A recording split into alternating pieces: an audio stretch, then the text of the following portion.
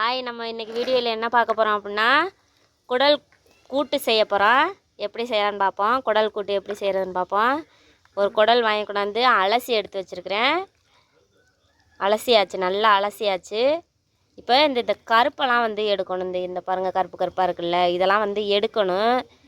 அது எப்படி எடுக்கலான்னு பார்ப்போம். வாங்க காட்டுறேன். தம்பி, நீ எடுக்கிறியா வீடியோ? இப்போ குடல் சுத்தம் பண்ணுறதுக்கு சுடுதண்ணி காய வச்சு ஊற்றி வச்சுருக்கிறேன். இப்போ இது எப்படி சுத்தம் பண்ணலான்னு பார்த்தலாம். இதை என்ன பண்ணணும் அப்படின்னா, இப்படி சுடுதண்ணிக்குள்ள நனைச்சிட்டோம்னாக்கா அந்த இது விட்டுரும், அந்த தோல். இந்த பாருங்கள், வருதா? இந்த மாதிரி வந்துடும். சுடுதண்ணியில் விட்டோம்னாக்கா அப்படியே முக்கி முக்கி எடுத்தோம்னா வந்துடும். இந்த பாருங்கள், வேலை வேலையாக வந்துருச்சு.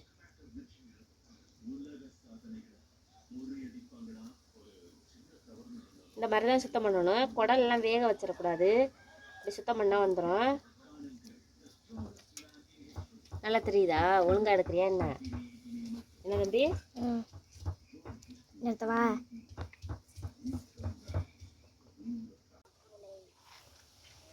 இந்தா ஓரளவு நல்லா சுத்தம் பண்ணியாச்சு. சுத்தம் பண்ணிக்கிட்டே இருக்கிறேன்.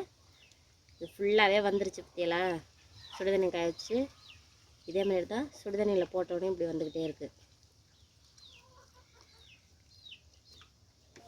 அப்படியே முக்கி முக்கி எடுத்துக்கிட்டே இருக்கலாம். முக்கி முக்கி நம்ம பாடுக்கு எடுத்துடலாம். 10 நிமிஷத்தில் வேலை முடிஞ்சிடும்.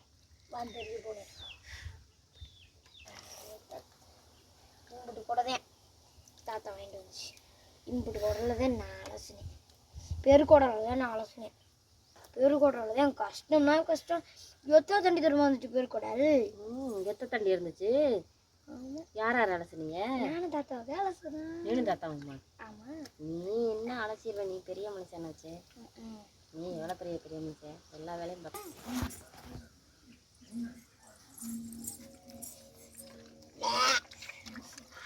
அவ்வளோதான். சுத்தமாக அவ்வளோதான், ரெடி ஆயிடுச்சு. இதை இப்போ நறுக்கிடலாம். நறுக்கி அலசிக்கலாம்.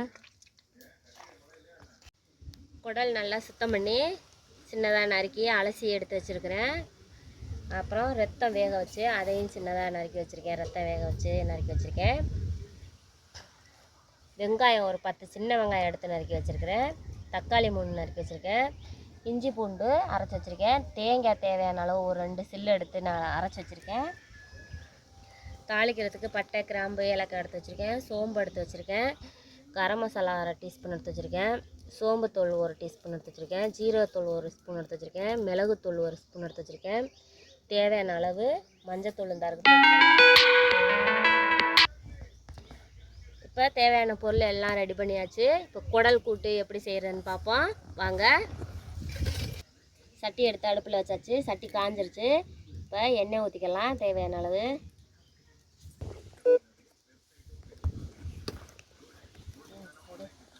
எடு.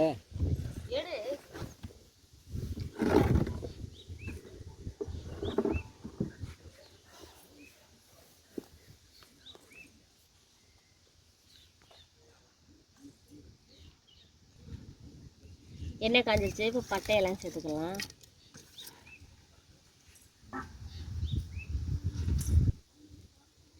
பட்டை நல்லா பொரிஞ்சிருச்சு. இப்போ சோம்பு சேர்த்துக்கிறேன்.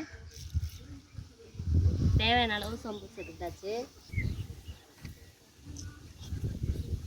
சோம்பு நல்லா பொரிஞ்சிருச்சு. கருவேப்பிலையை போட்டுக்கலாம். சின்ன வெங்காயத்தை சேர்த்துக்கலாம். வெங்காயம் இருக்குல்ல, அதை சேர்த்து நல்லா வணங்கிக்கலாம். வெங்காயம் வணங்கிடுச்சு. தக்காளியை சேர்த்துக்கலாம். வெங்காயம் தக்காளி வணங்கிடுச்சு. இஞ்சி பூண்டை சேர்த்து நல்லா வணக்கிடலாம்.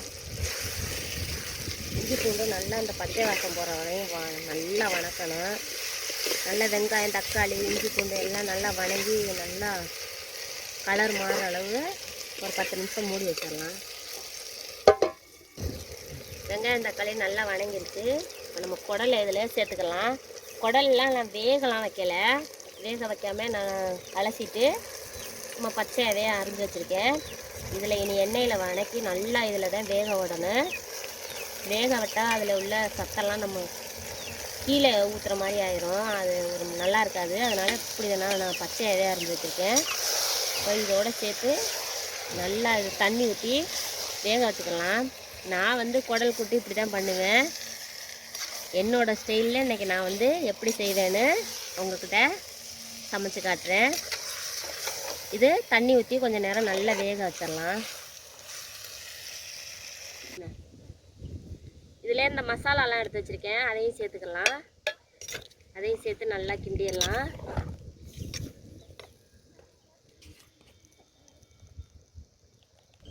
மஞ்சத்தூள் 1/2 ஸ்பூன் போடுறேன்.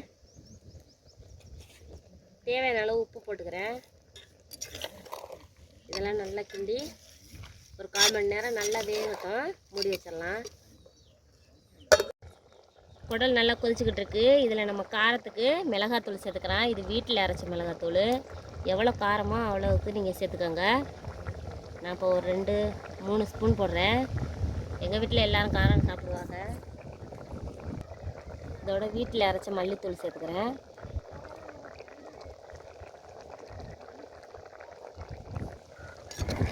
நல்லா கிளறியாச்சு.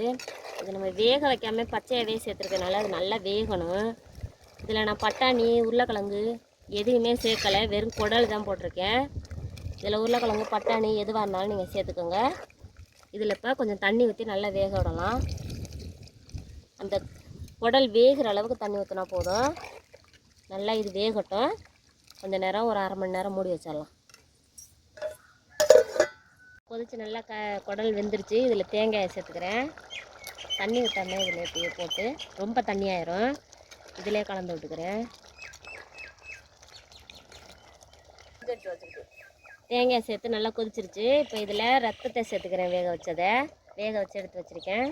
இது வந்து ஆரம்பத்துலேயே சேர்த்துருந்தோம்னா உடஞ்சிரும். இப்போ இது போட்டு ஒரு 5 நிமிஷம் கொதிக்கட்டும், இறக்கிடலாம். குடல் கூட்டு ரெடி ஆயிடுச்சு. என்னோடய ஸ்டைலில் வச்சுருக்கிறேன் குடல் கூட்டு. இதே மாதிரி நீங்களும் செஞ்சு பாருங்கள். எல்லாம் ரெடி ஆயிடுச்சு, நல்லா வெந்துருச்சு. இதில் வந்து எங்கள் வீட்டில் மல்லித்தலை இல்லைன்னா மல்லித்தலை போட்டுக்கிருப்பேன்.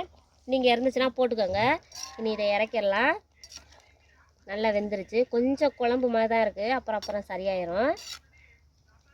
அவ்வளோதான். இந்த வீடியோ பிடிச்சிருந்தா லைக் பண்ணுங்கள், ஷேர் பண்ணுங்கள், கமெண்ட் பண்ணுங்கள். மறக்காமல் எங்கள் சேனலை சப்ஸ்கிரைப் பண்ணுங்கள். பக்கத்தில் உள்ள பெல் பட்டனை கிளிக் பண்ணுங்கள். அடுத்த வீடியோவில் பார்ப்போம்.